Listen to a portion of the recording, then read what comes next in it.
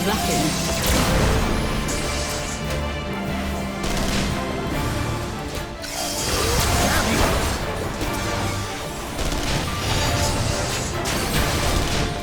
This one'll sting.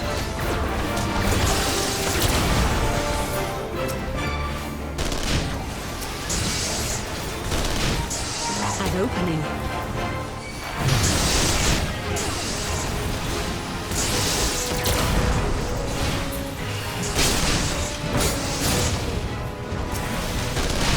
With soul and steel!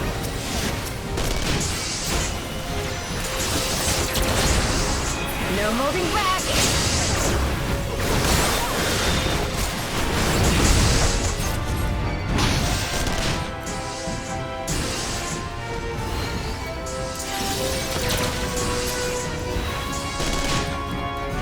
No retreat! No surrender! 'Tis my right to strike!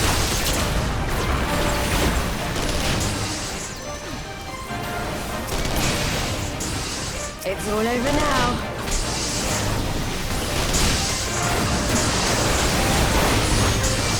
Leave this to me.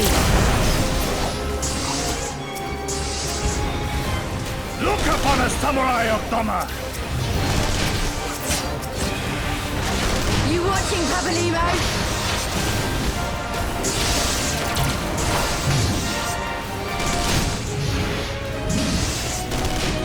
Your defense is lacking.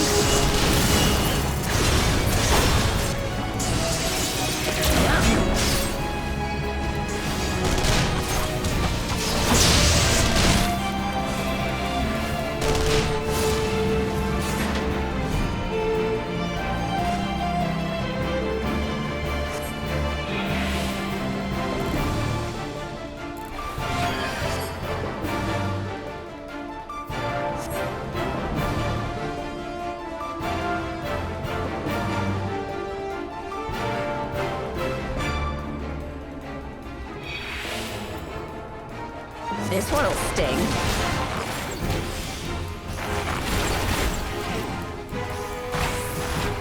An opening. With soul and steel!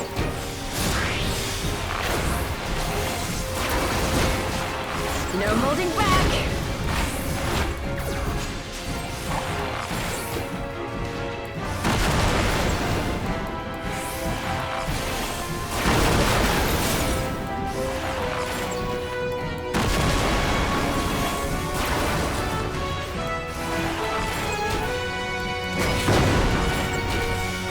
No retreat. No surrender.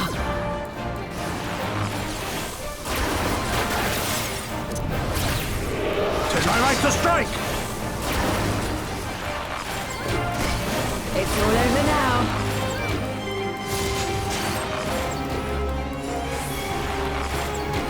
Leave this to me.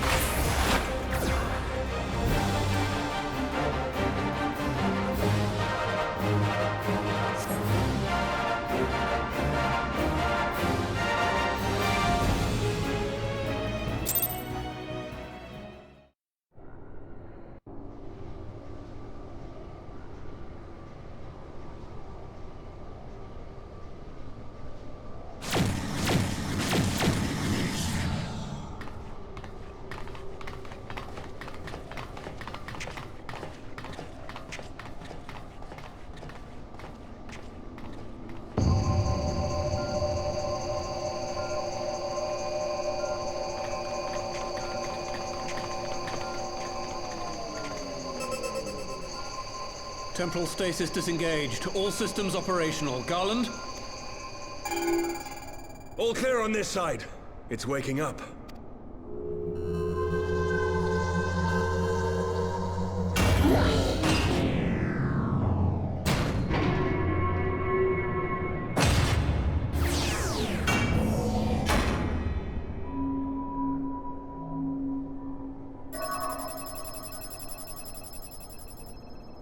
Remarkable.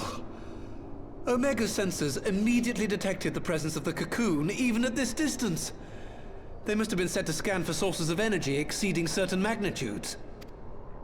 I still don't see any means to control the machine directly. It seems to have been designed to act wholly autonomously.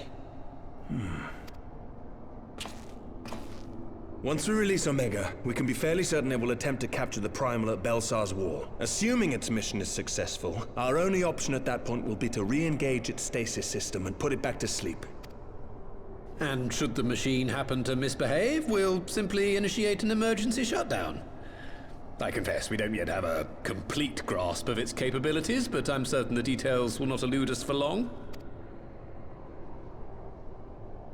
Well, I understood less than half of that. So, my question to you is, are we doing the right thing?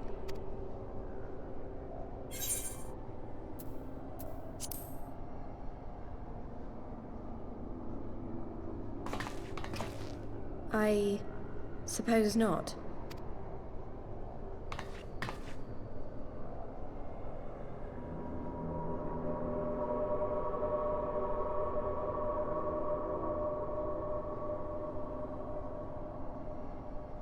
All right. Step aside, Sid. Is this the thing I need to press? Yes, that's the one.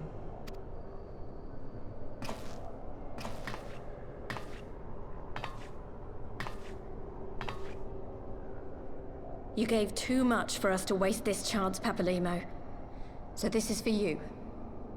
And me.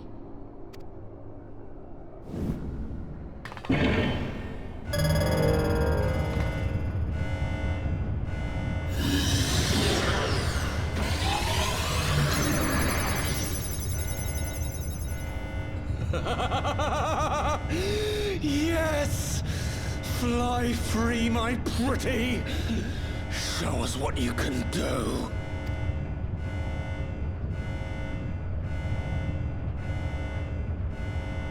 The launch sequence has begun. Omega is loose.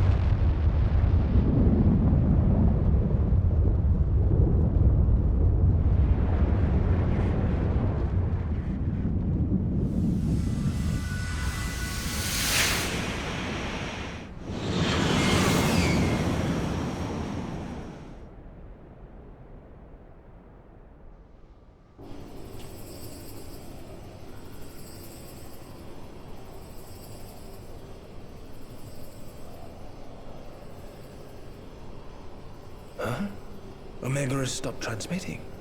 But that shouldn't be. I didn't engage the stasis system.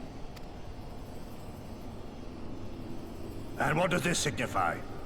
I have little understanding of these contrivances.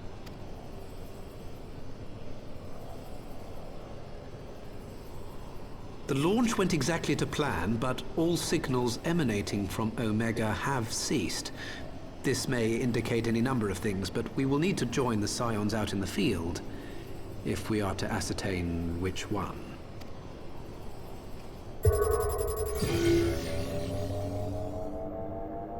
Right. I've ordered a malfunctioning beast to go to sleep. That should prevent any unfortunate mishaps. I suggest we make our way back to Gridania.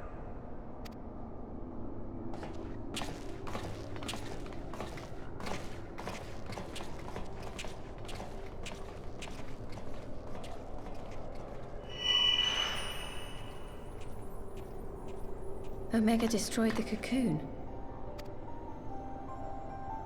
Papalimo's spell is fading. It was bound to his ether, you see.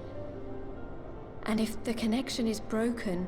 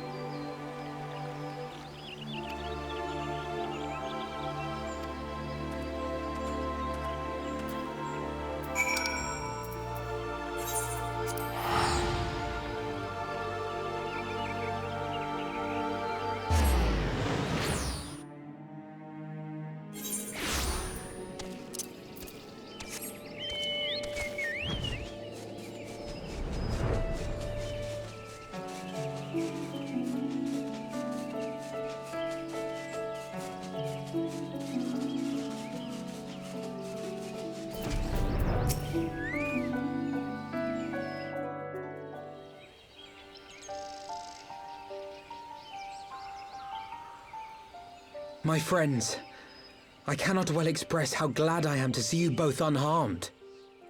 They say that Omega's clash with the Primal shook the very firmament. You need not have worried.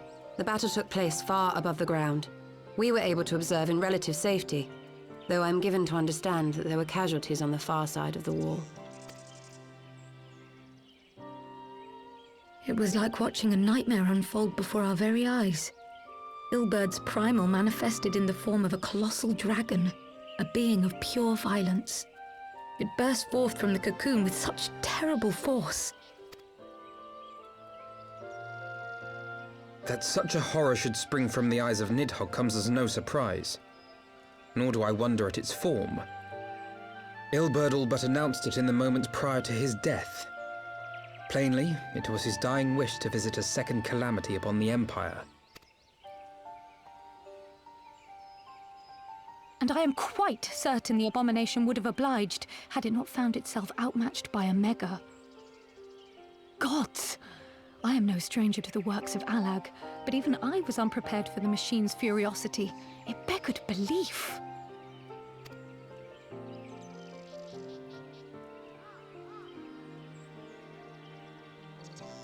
And how fares poor Ida in the midst of all this? Have you spoken with her? She is up on the platform, lost in thought. We deemed it best not to disturb her, but mayhap she would welcome some company after all.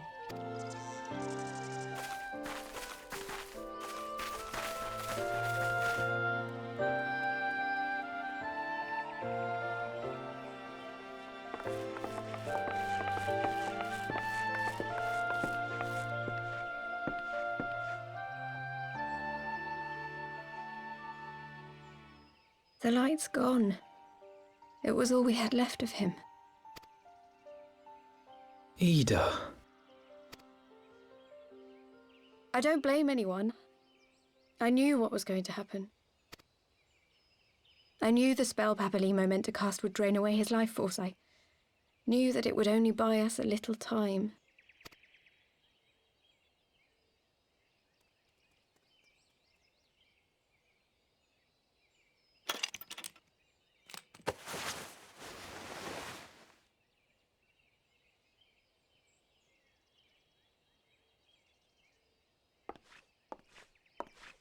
Ida, there is no need to explain.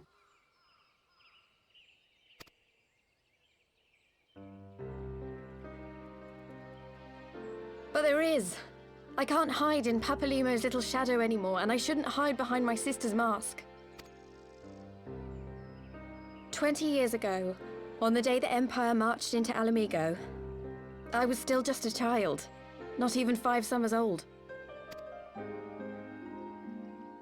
My father had been one of the leaders of the revolution. He had fought to overthrow the Mad King, Theodoric. And my sister had fought alongside him. But she was strong and kind, and always knew what to do. But when the Garleans came, everything changed. My father went to war against them too, and I never saw him again. After that, I remember a lot of running. My sister dragged me for malms and malms until we came to the city of Charlian. That was where she met Master Louis Soir. He introduced her to the Circle of Knowing, and she eventually became an Archon. She was your inspiration. Is that not why you took up her mask and her name? Or did you simply mean to continue what she had started?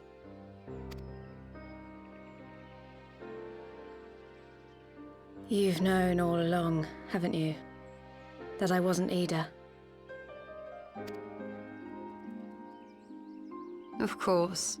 We all recognized you at once. 'Twas Papalimo who persuaded us to maintain the charade. It was silly to think I could fool you. I knew that even then, but I sort of decided not to know.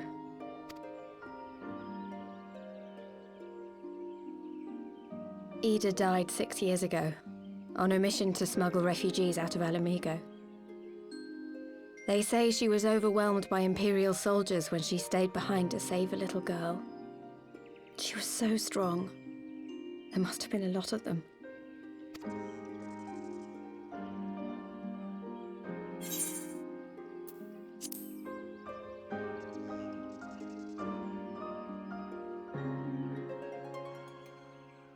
I'm sorry for lying to you. My real name is Lise.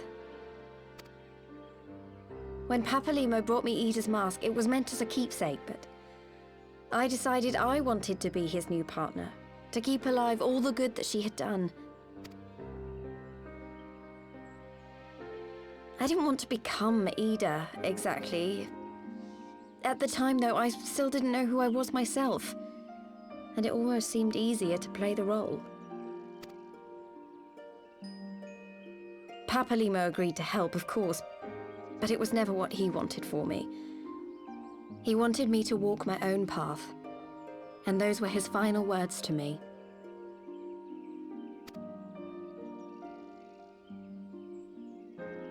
The Archon's mark he gave me is faded, and my last excuse along with it.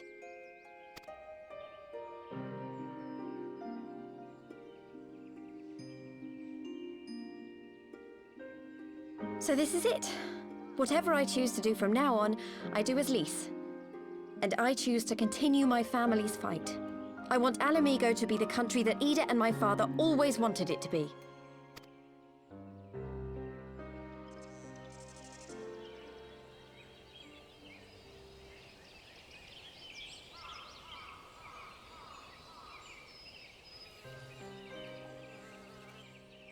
War is upon us once more.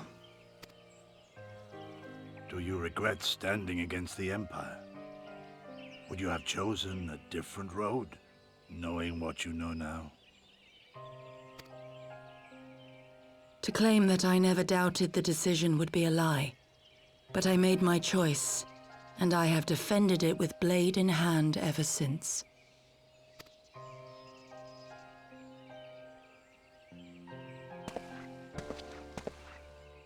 The battle continues, and our steel is needed. Come, Shadow Walker, we leave for the east, for Doma.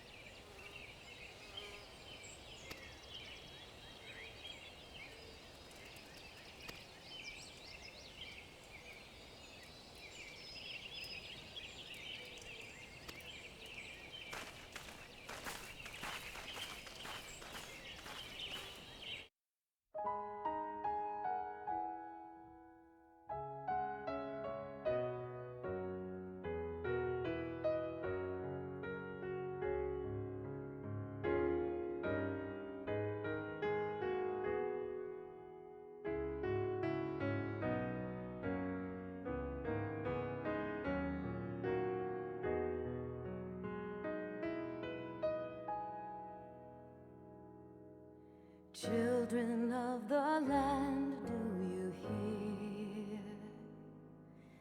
echoes of truths that once rang clear?